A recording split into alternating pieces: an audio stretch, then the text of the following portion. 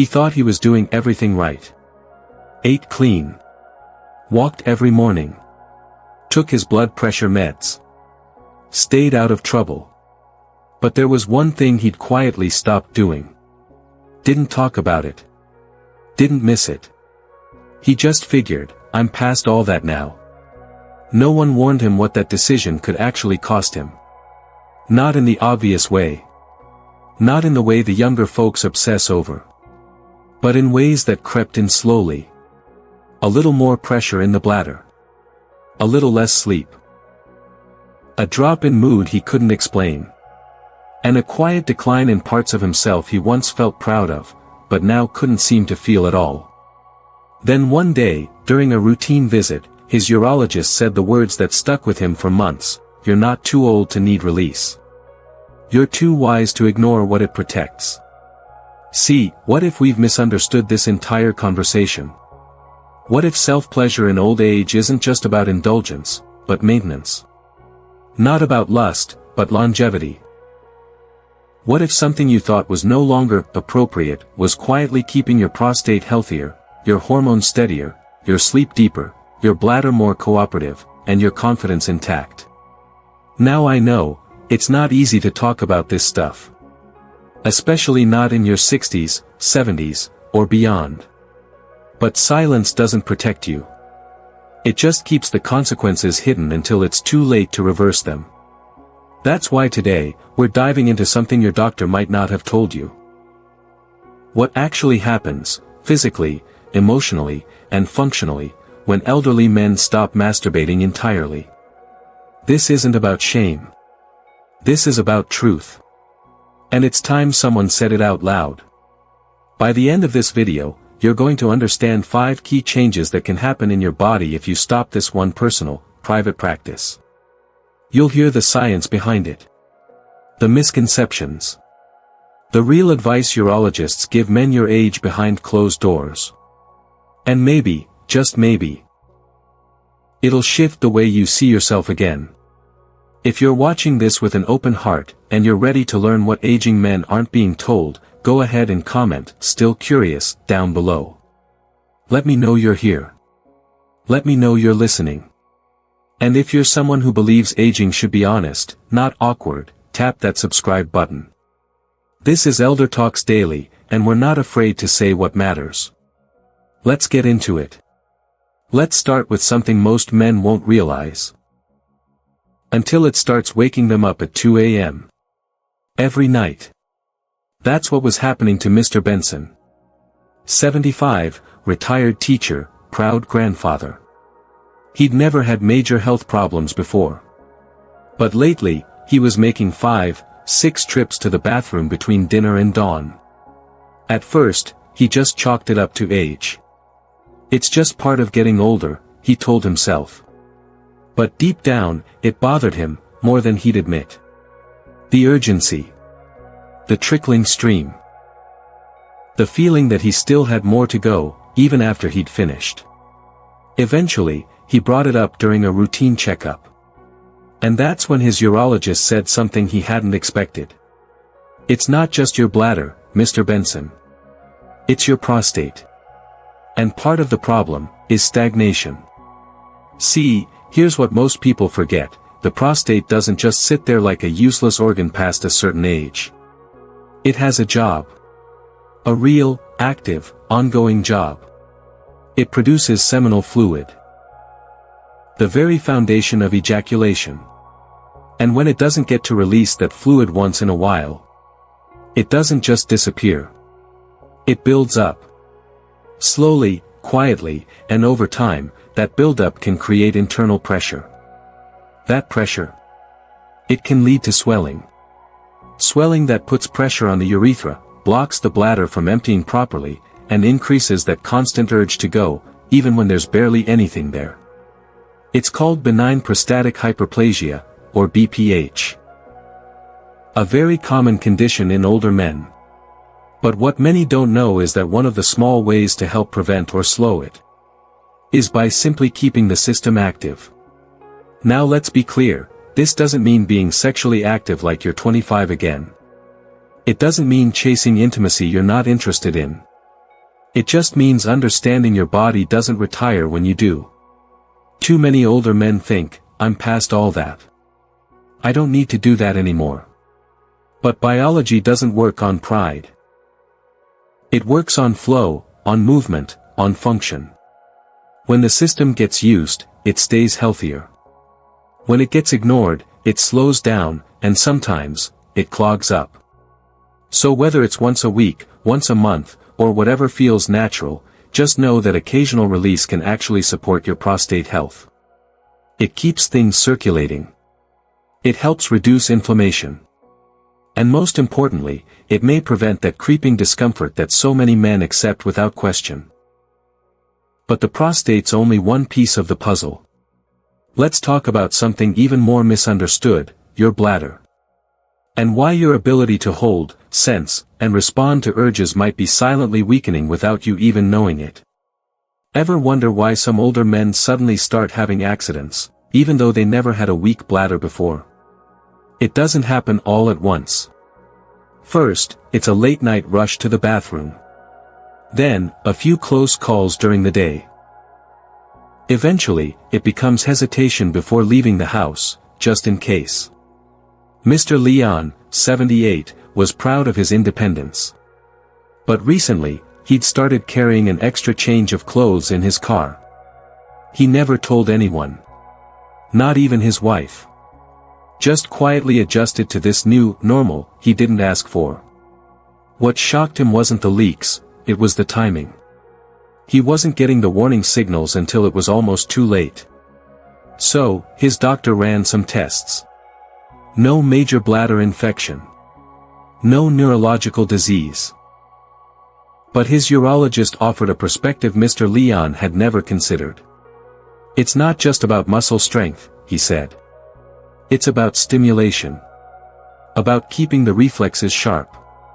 See, here's what most people never hear about bladder control, it's not just a plumbing issue. It's a communication system. A conversation between your bladder, your pelvic floor muscles, and your brain. And like any system that isn't used, the signals start to fade. The nerves become less responsive. The early warning feeling you used to get. It shows up late, or not at all. Regular ejaculation, believe it or not, stimulates the very same nerves involved in bladder signaling. It engages the pelvic floor. It trains the muscles to contract, hold, and release in a coordinated rhythm. Without that activity, the system doesn't break overnight. But it gets quieter. Less reliable. And for some men, dangerously slow to respond. Now here's the mistake. Most older men assume if they're leaking, they need pills, or pads. But few are told about the subtle loss of reflex memory. And how even something as simple as maintaining occasional stimulation can keep those circuits alive. We train our legs to walk. We stretch our joints to stay flexible. Why not keep the bladder-brain connection active too? No shame. No judgment. Just understanding how your body really works. And giving it what it needs, without guilt or apology. But bladder issues aren't the only silent consequence. There's something else that changes behind the scenes. The part of you that no blood test will measure. The part that affects your motivation, your patience, even the way you look in the mirror. Let's talk about your mood. And why stopping this one quiet habit might be making you feel off, and not even realize it. You ever catch yourself feeling more irritable lately? A little more on edge, even if nothing specific is wrong? Like the smallest things set you off, or you're just numb, disconnected from the world around you? It's subtle. You might chalk it up to the news, the aches and pains, or just getting older. But sometimes, it's deeper than that. That was Harold. 69. Widower. Used to be the life of the room, always had a joke ready, always showed up for his grandkids' soccer games. But over the past year, something shifted. He wasn't laughing as much. Stopped painting, stopped singing in the community choir. Started saying things like, I just feel flat, or, I don't really care either way. When he finally brought it up to his doctor, he expected to hear about depression or maybe early cognitive decline. But the doctor asked him a question that surprised him. Are you still staying connected to yourself? Touch. Intimacy. Even privately. At first, Harold chuckled, a little embarrassed. Not really. Haven't in years. That's when the doctor explained something we rarely talk about, the hormonal rhythm of intimacy. Even solo intimacy. See, when we experience sexual release, even if it's private and quiet, our body responds with a cascade of positive chemicals. Dopamine. The motivator. The feel-good hormone. Oxytocin. The bonding hormone. It makes us feel safe, connected, even if there's no one else in the room. And a small, but powerful boost in testosterone, which keeps confidence, mental clarity, and drive alive. For younger men, these chemicals surge more easily. But as we age, especially past 60, our baseline levels naturally decline. And when there's no intimacy of any kind, not even self-intimacy, those levels drop even further. It's not about lust. It's not about fantasy. It's about emotional chemistry. The mistake many older men make is assuming these feelings, irritability, sadness, fogginess, are just normal. But what if they're actually the result of a chemical drought, one that's entirely preventable? You don't have to be sexually active with someone else. You don't even have to feel in the mood like you used to. But staying in touch with your body, literally and hormonally, can help maintain a sense of balance. That grounded feeling. That sense of aliveness. Even joy. And for Harold? Once he started slowly reintroducing that part of his routine, something shifted. He didn't become a new man overnight. But he started humming again. He started painting again. He felt present. Now, none of this is magic. But it is science. It's chemistry. And it's completely natural. But mood and motivation aren't the only things that take a hit. There's one more area you might not associate with this quiet act, and that's sleep. Not just falling asleep, but staying asleep. Waking up rested. Waking up like your body finally shut down the right way. Let's talk about why skipping self-release may be silently sabotaging your nights, and what you can do about it. You know the feeling. It's 11 p.m., and your eyes are heavy. You crawl into bed, turn off the light, and then your mind starts racing. Your legs won't stay still. You toss, you turn. You finally drift off, only to wake up 2 hours later, wide awake, staring at the ceiling. That was Thomas's routine for months. 73. Retired electrician. No major health problems. But every night felt like a battle with his own body. He tried melatonin. Sleep teas. Even warm milk. Nothing worked. Until a holistic urologist asked him a question that had never come up in any appointment before: do you still release tension, in your own way? At first, Thomas laughed. But the doctor wasn't joking. He went on to explain something Thomas had never heard. Sexual release triggers your parasympathetic nervous system. That's the rest and digest mode. It slows your heart rate, lowers your cortisol, the stress hormone, and boosts oxytocin and prolactin, both of which make your body feel calm, satisfied, and ready for deep sleep. It's not the climax that matters most, it's what happens afterward. The shift. The hormonal signal that says, we're safe now. You can shut down. When you remove that signal from your routine entirely, especially as you age, it can throw off your entire circadian rhythm. Your body doesn't get that chemical exhale it needs. And over time, your sleep becomes lighter, shorter, more fragmented. Now, let's be honest, most older adults are dealing with sleep issues already. Between bladder trips, joint pain, and racing thoughts, a full night's rest can feel like a distant memory. But what if part of the solution isn't in a pill bottle, but in a small, private, natural act that we've been taught to feel ashamed of after a certain age? You don't have to schedule it. You don't have to talk about it with anyone. But your nervous system remembers the feeling. And your body still responds.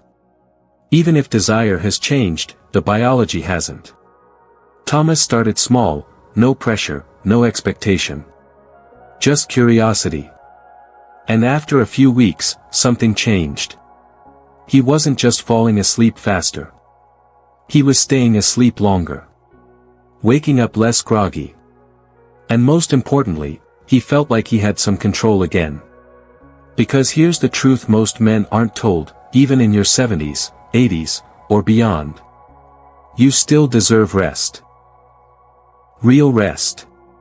The kind that comes from honoring how your body works, not how society says you should act. And when you're rested, your body starts to repair. Your mood lifts. Your memory sharpens. Even your risk of heart issues drops. So no, it's not just about feeling good. It's about functioning well. But sleep isn't the end of the story. There's one more layer, one most men don't discover until it's too late to reverse. The quiet loss of responsiveness in a part of the body that once stood tall, firm, and proud. And now, without regular activity, starts to fade. Not because something's wrong. But because it's been left untouched for too long. Let's talk about tissue health. Circulation. And what really happens when your body stops practicing what it was designed to do. No one talks about this. Not at family gatherings. Not in support groups. Not even, sometimes, in the doctor's office. But it's real.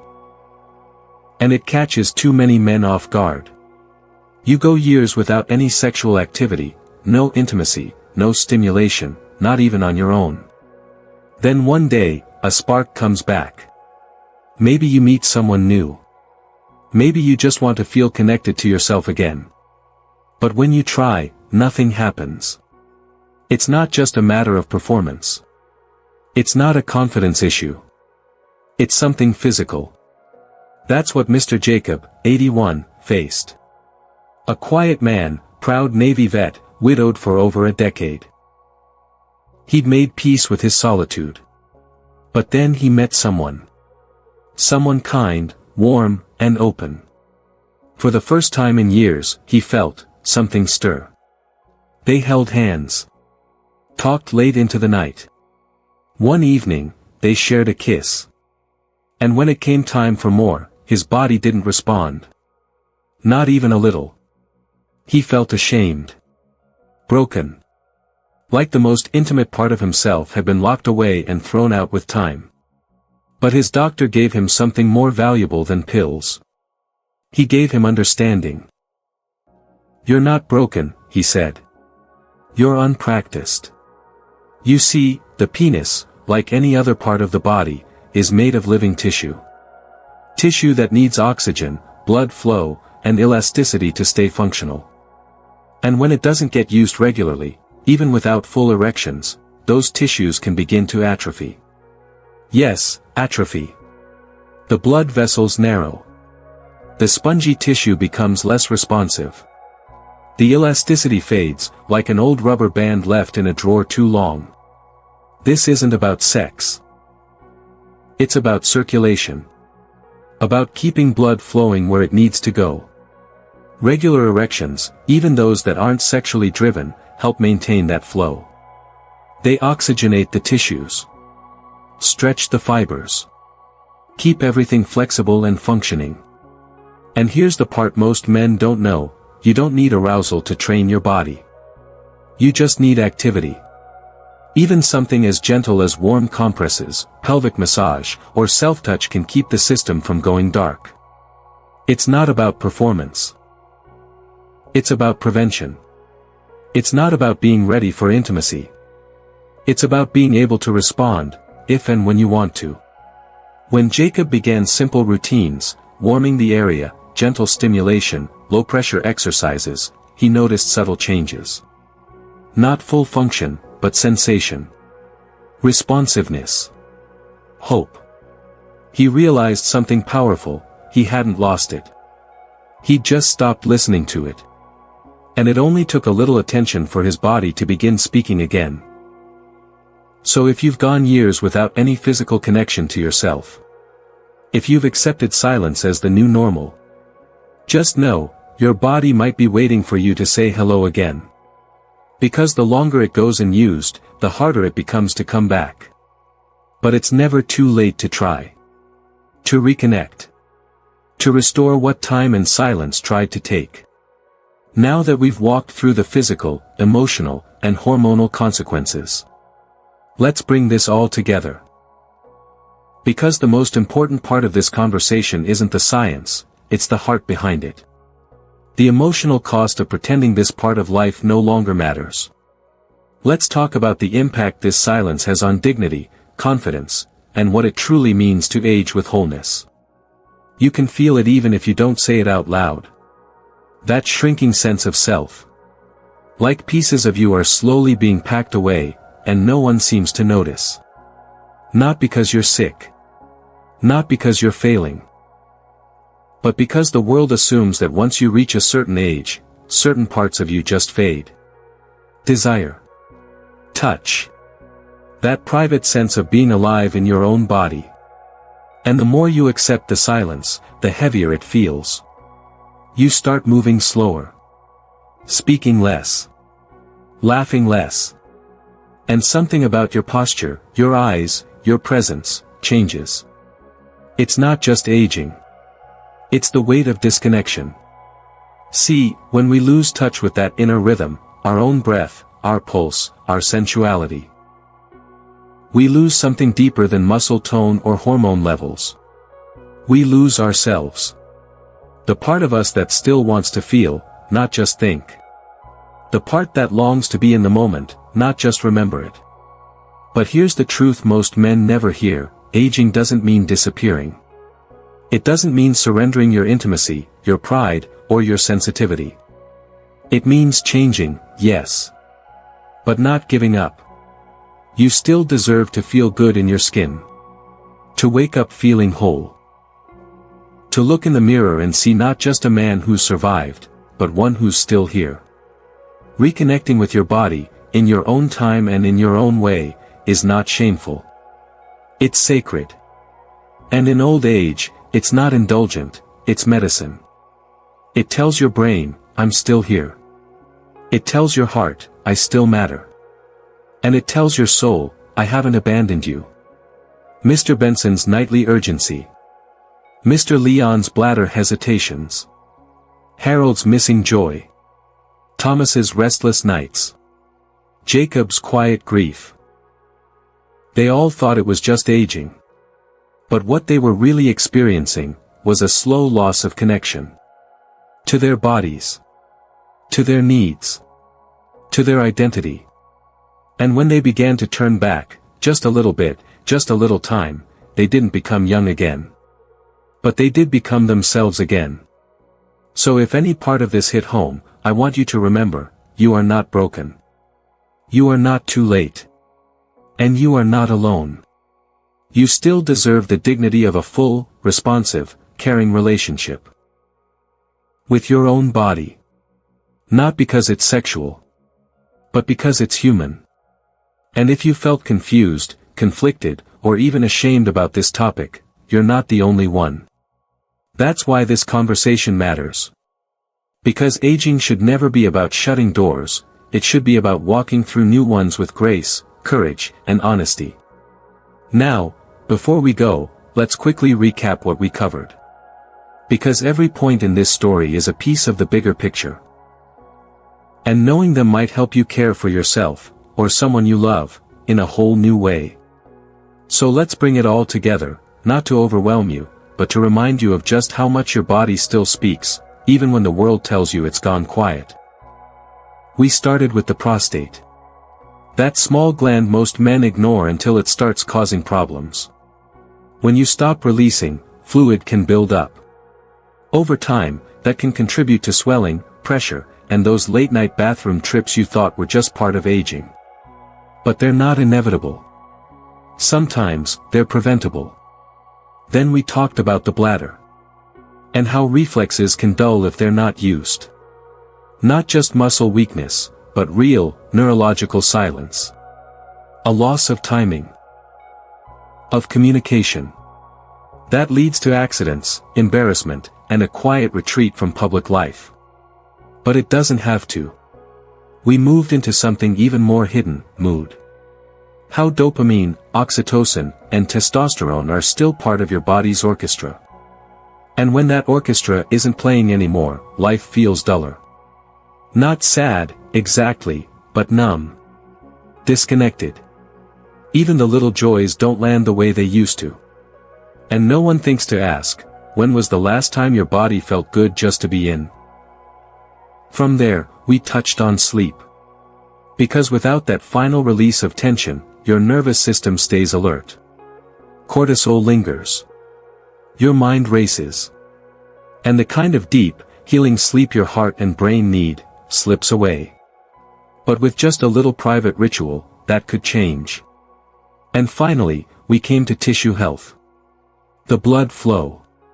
The elasticity. The quiet truth that if you go too long without practice, your body starts to forget how. And what once came naturally, now feels unreachable. But none of this is hopeless. None of this is irreversible. It all comes back to one word, connection. You don't need to chase youth. You don't need to feel desire the way you once did. But you do need to honor the systems your body still relies on. You don't owe the world silence. You owe yourself care. And if you've made it this far into the video, that tells me something powerful. You're not just watching. You're listening. To your body. To your questions. To that quiet inner voice asking, is there more for me than just decline? And the answer is yes. There is. So here's what I want you to do, if any part of this touched something in you, even if it made you uncomfortable. Even if you're not sure what to think yet, I want you to speak. Comment below and tell me, which of these 5 signs hit home for you, or for someone you love. You don't have to write a long story. Even a few honest words could spark a conversation that helps another man. Or helps a caregiver see things differently. And if you want more of these raw, real conversations no one else is having with our elders, then subscribe to ElderTalks Daily. We don't sugarcoat. We don't avoid the hard stuff. We face it, with dignity, truth, and community. Thank you for being here. Thank you for choosing to stay curious. And thank you, for not giving up on yourself. Until next time. Stay strong. Stay open. And remember, aging isn't the end. It's your earned beginning.